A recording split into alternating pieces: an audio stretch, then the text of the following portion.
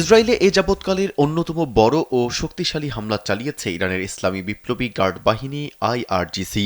Operation true promise 4 এর আওতায় পরিচালিত এই 89তম দফার অভিযানে একযোগে ১০০টিরও বেশি ভারী ক্ষেপণাস্ত্র ও ড্রোন দিয়ে ইসরায়েলি ও মার্কিন সামরিক লক্ষ্যবস্তুগুলোতে আঘাত হানা হয়েছে। আইআরজিসি জানিয়েছে, এই সমন্বিত আক্রমণে তেল আবিব, ইলাদ ও বনি ব্রাক শহরের একাধিক সামরিক স্থাপনা মারাত্মকভাবে ক্ষতিগ্রস্ত হয়েছে। একই সাথে কুয়েতের আল ওদাইরি ঘাঁটিতে একটি মার্কিন চিনুক হেলিকপ্টার ধ্বংস এবং বাহরাইন মার্কিন পঞ্চম নৌবহরের গোপন আস্তানায় হামলায় জ্যেষ্ঠ কর্মকর্তাদের হতাহতের দাবি করেছে তেহরান।